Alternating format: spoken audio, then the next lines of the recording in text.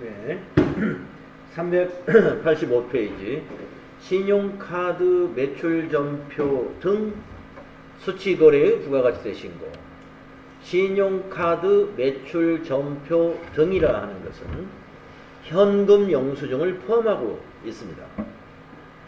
현금 영수증을 포함하고 있어요.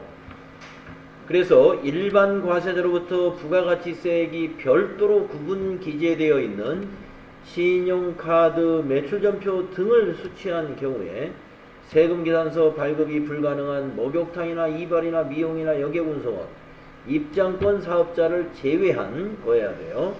그러니까 일반 과세자로부터 받은 거야 되고요.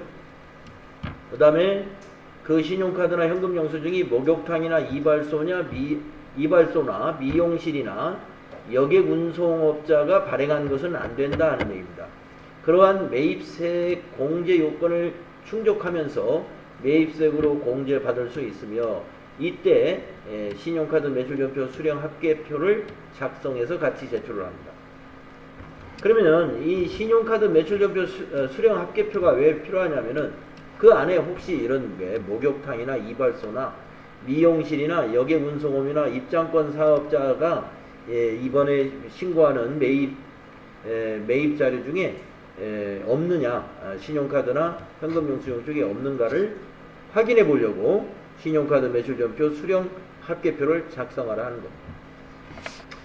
자, 그래서 매입 매출점표 입력할 때는 여기에 해당되는 유형이 뭐냐면은 신용카드 매입은 57번, 현금 매입은 61번으로 합니다. 현금 매입이면서 반드시 현금 영수증이 있어야 되는 거예요. 61번. 그리고 카과 매입도 신용카드로 매입하면서 신용카드 매입점표가 매출점표가 있어야 되는 것입니다. 그래서 이제 여러분들 제가 그 부가가치세 평가 시험에서 이 부가가치세 신고서 작성하는 문제를 낸다고 그랬잖아요. 냈을 때 아까도 잠깐 보여드렸습니다만은 예를 들면 이런 거예요. 이게 지금 매입 관련 자료인데 법인 신용카드로 매입세 공제 가능액, 그러니까 법인 신용카드로 매입을 했는데 매입세 공제 가능하다 하는 말은 뭐예요? 일반 과세자로부터 매입한 것이다. 그리고 목욕탕이나 미용실의 그 카드가 아니다 이 말입니다. 그 다음에 현금 영수증 매입세 공제 가능액. 이것도 뭐예요? 현금 영수증을 발급받으면서 매입을 했는데 매입세 공제 가능액이라는 건 그것이 일반 과세자가 발급한 것이고 그 다음에 역시 목욕탕이나 이발소의 현금 영수증이 아니다라는 얘기죠. 이것은 뭐예요? 하나의 요게 이제 57번 카드 과세 매입이고 현금 영수증 매입이 61번이죠. 이 57번과 61번이 하나의 부가가치세 신고서에 어디에 들어가는지 이거 잘 알아두십시오. 내일 거기다 쏙 집어넣으면 됩니다. 두 개를. 자, 그러면 신용카드 매출점표 수치거래 입력 시 유의사항도 한번 읽어볼까요? 앞에 설명한 것이 또 나온 것 같은데요. 매입세 공제가 가능한 거래만 매입 매출점표에 입력하세요. 공제 요건을 갖추지 않은 신용카드 매출점표는 일반 점표에 입력해야 됩니다. 불공제 유형으로 입력하면 안 돼요. 신용카드 매출점표 공제 요건을 갖춘 거는 뭐냐? 첫째, 일반 과세자 및 간이 과세자로부터 공급가액과 세액이 분리 기재되어 있는 신용카드 매출점표를 수취해야 돼요. 현금 영수증 포함해서. 근데 아까는 일반 과세자라고 했는데 간이 과세자도 된다? 가로 열고 보겠습니다. 간이 과세자 전부가 되는 게 아니라 직전 연도 공급대가 합계액이 4,800만원 이상. 여러분 직전 연도에 공급대가 합계액이 4,800만원 이상인 간이 과세자는 세금 계산서도 발급할 수 있잖아요. 그러니까 신용카드 매출점표 현금 영수증도 매입세 공제해 준다. 21년 7월 이후 발급분부터 적용이 된다 하는 것입니다. 다음에 세금기단서 발급이 불가능한 업종, 아까 쭉 나오죠? 예. 세금기단서 발급이 불가능한 업종, 목욕탕, 이발소, 미용업, 거기에서 수취한 영수증은 신용카드 매출전표 수취거래로 보지 않아요. 이건 그냥 일반 전표에 입력해야 돼요. 매입세 공제 못 받으니까. 그 다음에 매입세 불공제 대상, 예를 들어서 접대비 관련이라든가 비영업용 승용차 관련된 것은 57번으로 입력하면 안 됩니다. 이거는 그냥 일반 전표에 입력해야 돼요. 매입세 불공제 대상인데 신용카드나 현금 영수증을 받아왔으면 일반 전표에 입력을 해야 됩니다. 그래서 신용카드 매출전표 등 공제 요건을 기억해 주시고요. 자, 다음 거래자료를 매입 매출전표 입력 메뉴에 입력하고 신용카드 매출전표 등 수령금액 합계표와 부가가치세 신고서 작성을 수행하시오겠습니다. 1번. 자, 사무실에서 사용할 문구용품을 강남마트에서 구입하고 BC카드로 결제했습니다. 자, 매입세 공제 요건이 충족하다는 얘기는 뭐냐면은 이 강남마트는 일반 과세자 또는 간이 과세자라 하더라도 직전 연도에 공급가액의 합계액이 4,800만원 이상이 되는 거래처이다 라는 얘기입니다. 자, 비용으로 처리하시오 그랬어요. 그러면 문구용품을 비용으로 처리할 때 적당한 개념감은 뭐냐? 소모품비가 되겠습니다. 소모품비. 자, 입력하도록 하겠습니다. 거래 날짜 8월 6일이죠. 자, 매입 매출 전표에 입력해야 됩니다. 왜? 6,000원 공제 받으려고. 일반 전표에 입력하면 매입세 공제 못 받죠. 자, 그래서 일반 전표가 아닌 매입 매출 전표로 들어갑니다. 날짜는 8월 6일입니다. 8월 6일. 유형은 57번이 되죠. 카드 과세 매입. 그 다음에 물음표 단수 눌러서 카드사 BC카드 확인. 그 다음 내용은 뭐냐? 66,000원을 공급가액에다 입력해야 되죠. 아, 품명에다 써야죠. 품명에는 문구용품 하시고 공급가액의 합계를 넣어주세요. 66,000원. 카드나 현금 영수증은 합계 금액을 입력합니다. 공급가액에. 자, 그리고 거래처는 이제 거기 마트, 강남마트가 되겠죠. 전자세금기산서하고 관련이 없기 때문에 방향키로 그냥 지나가고요. 분계는 어떻게 되느냐 하면은 카드 분계하시면 되겠죠. 카드로 샀으니까. 4번. 자, 미지급금 BC카드사. 그렇습니다. 강남마트에는 지급했지만 BC카드에는 아직 우리가 지급한 게 아니니까 미지급금의 거래처는 BC카드가 됩니다. 차변의 부가세 대급금. 네, 공제받는 매입세액이 부가세 대급금이죠. 차변의 원재료 아니죠. 소모품 B로 바꿔야 됩니다. 원재료를 소모품 B. 이 소모품 B는 사무실에서 사용하는 소모품이니까 830번 판매관리비 코드로 비용 처리합니다. 자, 57번 카드 과세 매입 처리했습니다. 다음은 그 옆에 현금 영수증 보세요. 홀스 기획에서 홍보용 전단지를 제작하고 현금 영수증을 수취했습니다. 매입세 공제 요건이 충족한 현금 영수증이다. 그러면 홀스 기획은 일반 과세자이다 이런 의미하고 같습니다. 금액은 22만원입니다. 그러면 전단지를 제작한 건데 홍보용 전단지니까 우리가 이건 비용 처리해야 되죠. 어떤 개념 과목이 좋아요? 예, 광고 선전비 좋습니다. 자, 날짜는 여기 있습니다. 8월 7일. 자, 매입 매출 전표 8월 7일로 바꿔주시고 유형은 현금 영수증이에요. 그래서 현과 61번 되겠습니다. 현과 61번.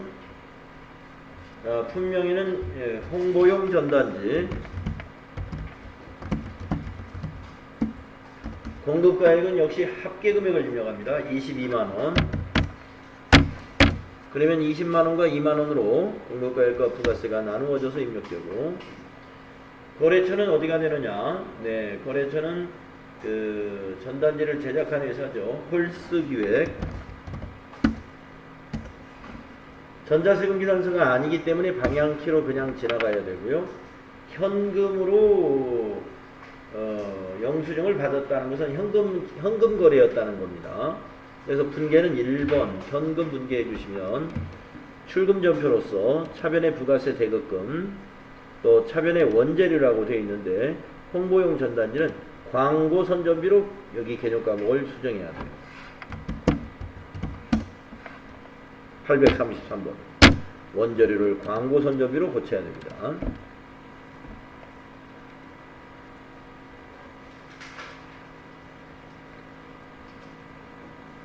자, 그러면은 우리가 이제 부속 서류가 이 두 개 또 있나요? 예, 없네요. 부속 서류가 뭐가 되느냐? 전체 메뉴 가보시면 신용카드 매출전표 등 수령금액 합계표라는 게 매입에 해당되는 것이죠. 그래서 신용카드 매출전표 등 수령금액 합계표에 가셔가지고 7월부터 9월로 과세기간을 입력하고 들어가 보시면 강남마트에 6만원과 6천원, 그 다음 홀스기획에 20만원과 2만원 작성되어 있는 것을 확인할 수가 있습니다. 그래서 이것을 어떻게 해요? 이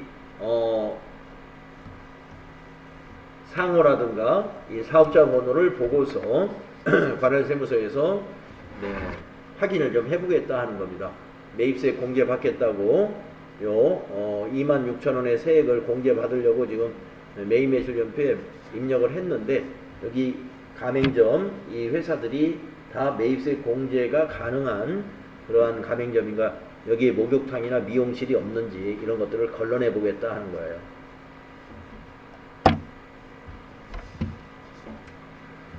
자, 그러면 신용카드 매출전표 발행집계표 저기 수령금액 합계표 이렇게 작성하시면 되고, 닫으면 돼요. 닫으면 저장이 되어 있는 거고요. 그 다음에 이제 우리가 부가가치세 신고서, 내일 이제 여기다 작성하라고 할 거란 말이에요. 부가가치세 신고서 들어가셔서 7월부터 9월로 조회하시게 되면 방금 그 전단지 하고 그 다음에 그 문구용품 산 것은 불러오시겠습니까? 아니요 해서 어디에 반영되느냐? 매입에서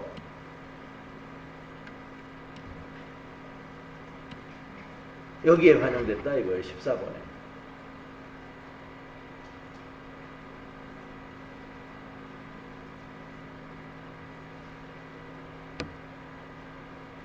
그래서 현금 영수증 매입이나 신용카드 매입은 여기 14번에 기록을 해주면 된다 이겁니다. 공급가액과 세액.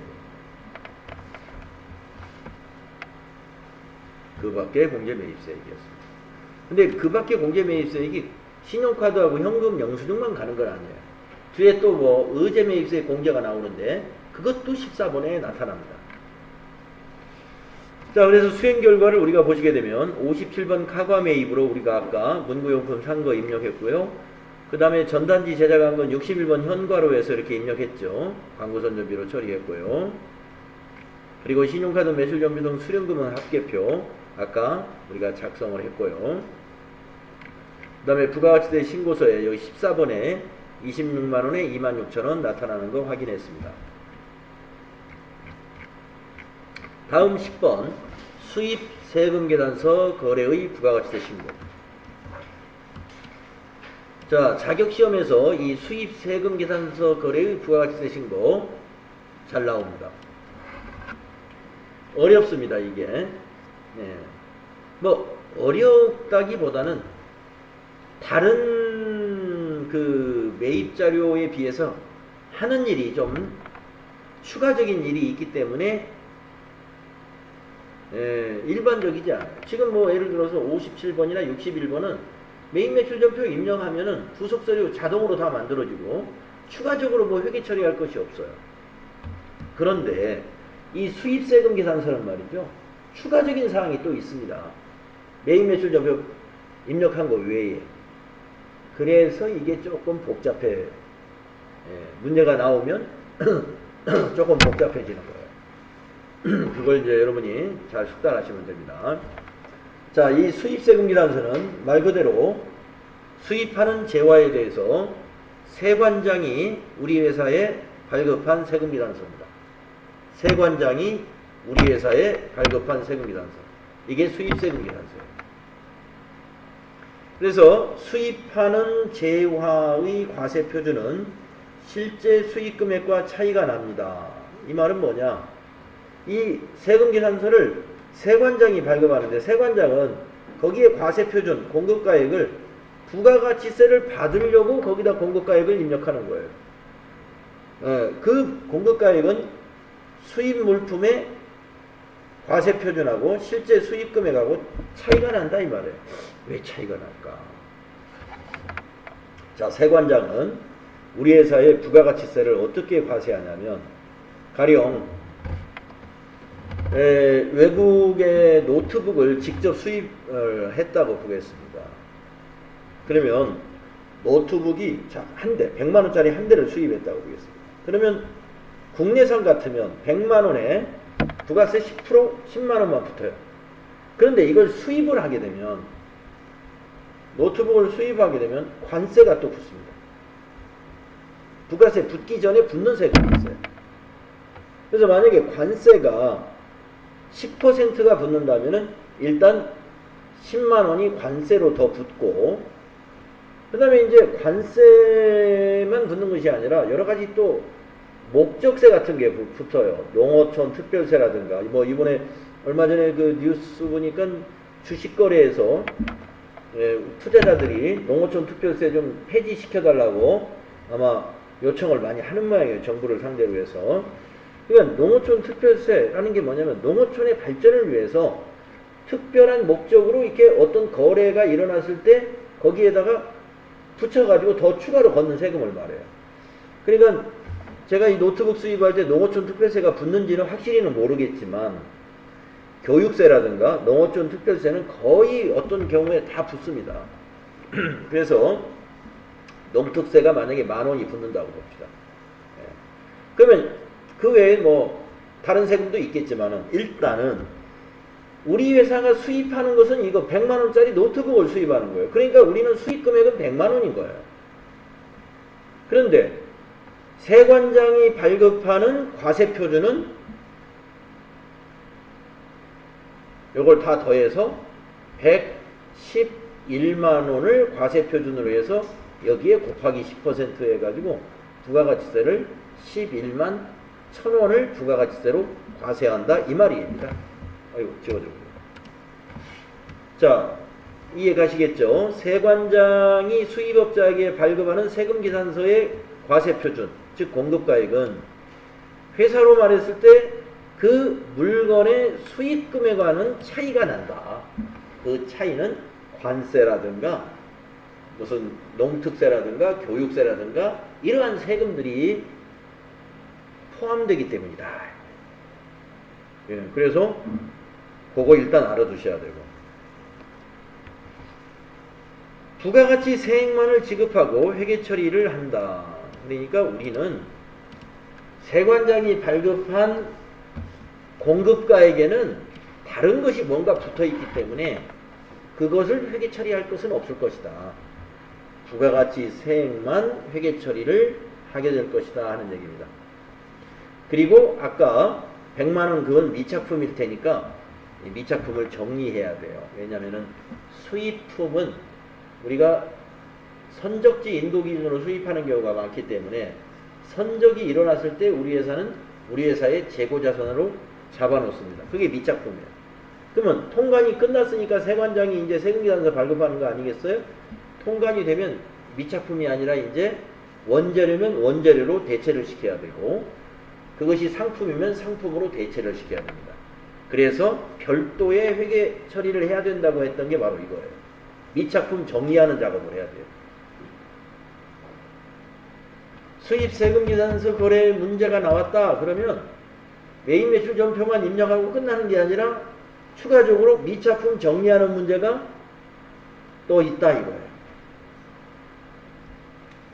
여기에서도 그렇게 아마 작업을 그렇게 하라고 지시할 겁니다.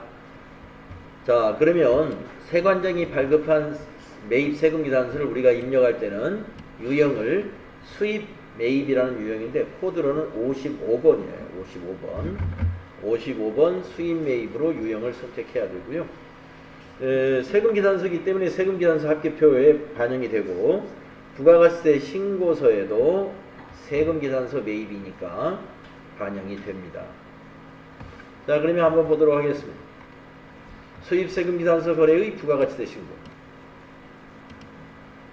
다음 거래 자료를 매입 매출 전표 입력 메뉴에 입력하고 세금 기단서 합계표 부가가치세 신고서 작성을 수행하라. 자, 1번. 원재료를 수입하고 인천세관으로부터 수입 세금 기단서를 발급받았다. 네, 원재료군요. 부가가치세는 320만원이고 관세가 200만원 해서 520만원을 현금으로 지급했다. 자, 부가가치세만 내라는 게 아니라 부가가치세 낼 때 세관장이 관세도 내놔라 라고 한 거예요. 물론 세금계산서에는 관세는 안 나타나 있겠죠. 세금계산서는 부가가치세만 나타나 있는 거예요. 그런데 오늘 부가가치세 요거 320만원을 세관장에게 납부하면서 관세도 같이 납부했다 이겁니다. 예, 우리가 수입하는 재화의 부가가치세는 세무서에 납부하지 않아요. 세관장에게 납부합니다. 여기는 지금 인천세관에서 발급했잖아요. 인천세관에 납부한다. 그러면 인천세관이 국세청으로 다시 납부합니다.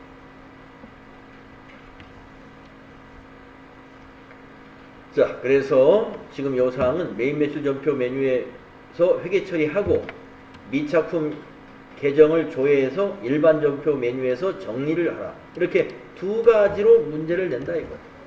매입 매출 전표에 입력해서 관세하고 부가가치세는 회계 처리하고 미착품 정리하는 것은 일반 전표에다가 해라 이런 얘기예요. 자, 그러면 입력해 보겠습니다. 자, 전자 수입 세금 기단서를 보시고 날짜는 여기 8월 8일이죠. 자, 8월 8일 매입 매출 전표 입력할까요? 8월 8일 유형은 매입 중에 여기 수입이 55번이에요. 수입세금 기단서 55번. 품명은 원재료를 수입한다 그랬죠. 그래서 거기 품명에서 뭐 수입신고 필증 참조 이렇게 했는데 그렇게 하는 것보다는 그냥 원재료 수입하는 거 우리가 알고 있으니까 원재료라고 해주시고,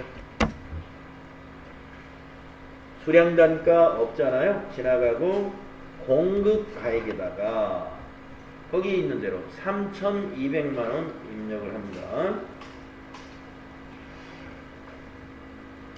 3,200만원. 그러면 부가세 320만원 나타나죠. 네. 자, 거래처는 인천세관이 거래처입니다. 이 세금기단서의 거래처는 인천세관. 전자세금란은 전자수입세금계산서이기 때문에 이것 1번입니다. 전자입력입니다. 세금계산서 앞에 전자자가 붙으면 무조건 전자입력이에요. 여기 전자수입세금계산서였죠. 그 다음에 분계는 오늘 말이죠. 이것을 현금으로 지급하였다. 현금으로 520만원을. 자, 520만원 현금 지급했다는 거래입니다. 그러니까 분계를 현금 1번 하시면 돼요. 아, 이거 현금 하지 말고 현금 더 복잡합니다. 혼합으로 합시다. 혼합. 네, 혼합이 좋겠습니다. 왜 혼합으로 하느냐면 이게 훨씬 쉬워요. 혼합이 여기서. 자, 부가세 대급금만 딱 분계가 일어나죠. 이 매입세 공제 받는 거. 이 55번 수입은 이 공급가액은 회계 처리할 사항이 아니다 해서 아예 밑에 회계 처리가 안 일어납니다. 그래서 부가세 대급금 공제 받는 거하고, 자, 또 차변에 아까 관세가 200만 원 있었죠? 네, 관세 200만 원.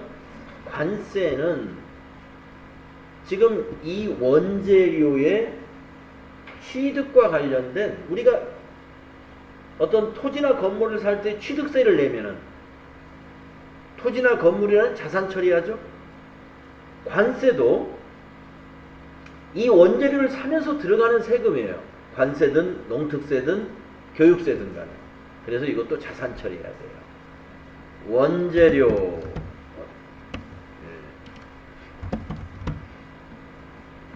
밑에 두 번째 줄에다가 원재료 153번 얼마 잡냐면은 200만 원이죠. 네. 200만 원. 관세는 취득한 수입한 자산의 취득원가에 포함한다. 예. 관세는 수입한 자산의 취득원가로 포함을 해야 된다. 별도의 비용 처리하면 안 됩니다. 관세는 수입한 자산의 취득원가에 포함한다. 예, 이 사실을 여러분이 잘 기억해 주십시오. 자, 그러면 이제 차변은 520만 원 됐습니다. 대변을 현금으로 520만 원 입력하면 돼요. 현금으로 납부했으니까. 그러면 이제 4번 대변에 101번 현금 520만 원. 이거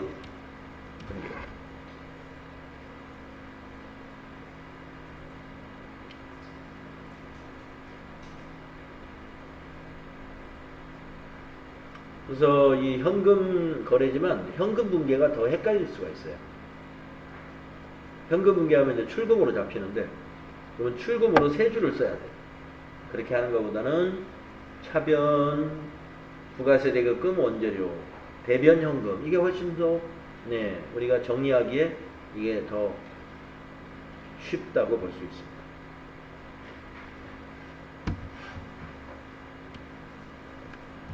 자, 그 다음에 문제가 하나 더 있다고 그랬잖아요.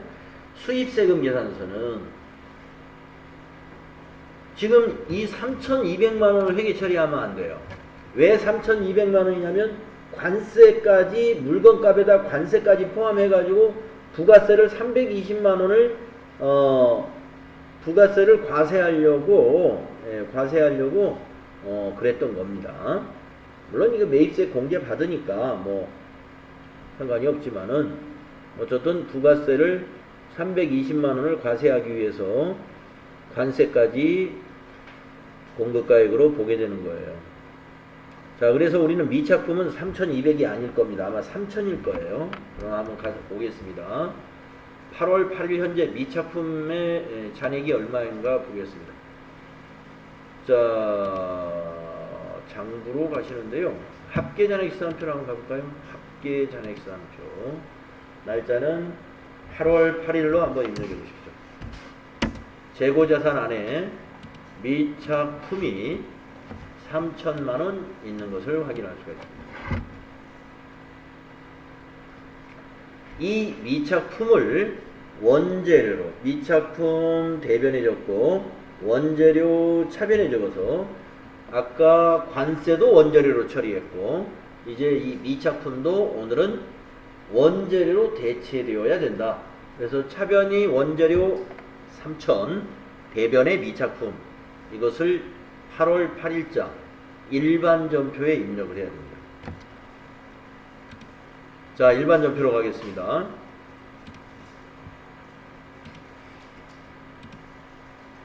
날짜는 8월 8일이고요. 구분은 그냥 차변이죠. 원재료 153번 3천만 원.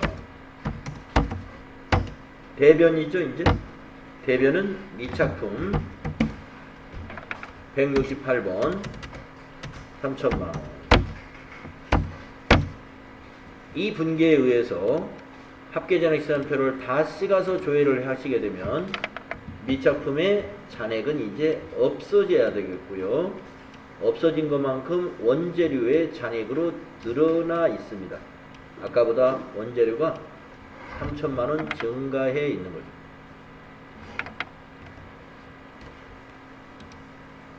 그래서 이 55번 수입세금 계산서는요, 이와 같이 미착품 계정을 조회해가지고 일반전표에 입력하는 문제가 하나 더 나오니까 그거까지 잘 마무리를 하셔야 됩니다. 자, 수행 결과를 보면은요, 우리가 55번 수입으로 입력했죠. 그리고 분계를 혼합으로 여기서도 했네요. 혼합이 더 간단해요. 차변의 원재료, 관세는 원재료로 200만원.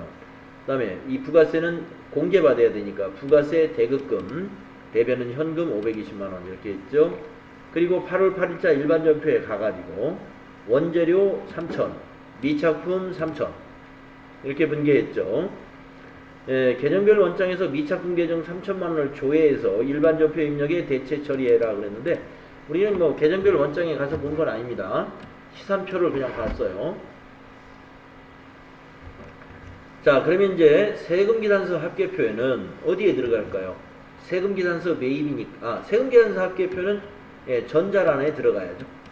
인천세관으로 이렇게 전자 매입세금계산서의 전자란에 들어갈 것이고, 그 다음에 부가가치세 신고서는 10번에 들어가야 되겠죠. 세금계산서 매입은 다 10번이에요.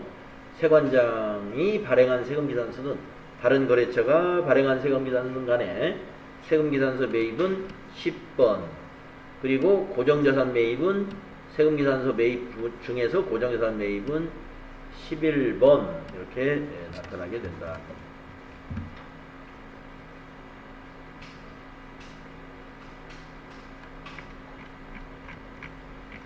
자, 우리는 조회 작성을 한 걸로 하겠습니다. 책에 있는 수행 결과를 이렇게 보고, 우리 조회 보면 이렇게 똑같이 나와요.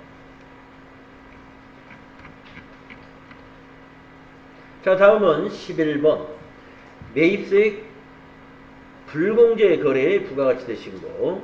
자, 매입세액 불공제에서 우리가 FAT 1급은 그냥 불공제만 입력을 합니다만, 여기서 이제 뒤에 아마 이렇게 나올 겁니다. 공통매입세액의 안분계산, 그리고 공통매입세액의 정산. 내일은 정산을 시험에 낸다고 그랬죠. 정산. 이거 한 두 개인가만 채우면 되는 문제였잖아요. 아까 보여드렸죠. 다 이거. 네. 그리고 재계산 이렇게 우리가 불공제 매입세액은 이와 같이 추가적으로 안분계산, 안분정산, 그리고 재계산까지 시험에 나올 수 있습니다. 가장 복잡한 건 여기서 재계산인데 재계산도 한 두어 번 해보시게 되면 여러분 문제 나오는 대로 다 하실 수 있을 거예요. 자, 문제가 다 나올지는 모르겠지만 한번 수행 내용으로 바로 가보겠습니다. 자, 54번 불공매입 세금계산서 합계표가 작성이 되고요. 매입세액 불공제 내역서가 만들어야 됩니다. 부가가치세 신고서도 반영을 해야 되고요. 자, 수행 내용을 보겠습니다.